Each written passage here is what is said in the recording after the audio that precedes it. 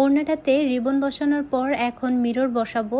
Mirror বসাতে গিয়ে আমি আসলে চিন্তায় পড়ে গেলাম যে এই মিররগুলো দিয়ে আমাদের যে ভাইরাল মিরর দোপাট্টাটা এটা কমপ্লিট হবে কিনা। তো আমি প্রথমে একটু জাস্ট বসিয়ে দেখার চেষ্টা করছিলাম যে কতটুকু কাভার হয়, কিন্তু আমি যা দেখলাম আমি জাস্ট অবাক হয়ে গেলাম। পার্শ্ব মিরর দিয়ে শুধুমাত্র এতটুকুই কাভার করা যাবে। ভাইরাল মিরর দোপাট্টাটা একদম হুবহু করতে গেলে কমপক্ষে 3000 মিরর লাগবে, যেটা কিনা আমার সামর্থ্যের বাইরে, কারণ এখনো পর্যন্ত যথেষ্ট পরিমাণ কাপড় রয়ে গিয়েছিল। এখন আমি জাস্ট বসে বসে ভাবছিলাম যে কি করা যায়। বুঝে গেলাম যে একদম সেম টু সেম আমার পক্ষে করা পসিবল হবে না। এগিয়ে পড়লাম সস্তা বুদ্ধিতে। মিরর ওড়না, মিরর তো অবশ্যই থাকতে হবে, এজন্য আমি প্রতিটার মাঝখানে মাঝখানে একটা করে মিরর দিয়েছি এবং এভাবে চারপাশে লাল পাতিগুলো বড় বড় যেগুলো আমার কাছে অ্যাভেলেবেল ছিল সেগুলো দিয়ে এভাবে সুন্দর করে ডিজাইন করে নিচ্ছি। এখন আমি সম্পূর্ণ কনফিউজড যে আমার ফাইনাল লুকটা কেমন আসবে।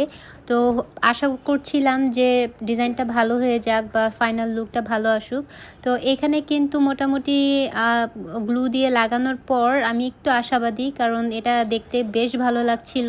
আর আমার কাজে কিন্তু আমার মেয়ে যথেষ্ট আমাকে হেল্প করছে, দেখতেই পাচ্ছেন। ও কিন্তু আমি যতক্ষণ এটার উপরে কাজ করেছি ততক্ষণ আমার আশেপাশে দেখার চেষ্টা করছিল এবং আমাকে যথেষ্ট হেল্প করেছে।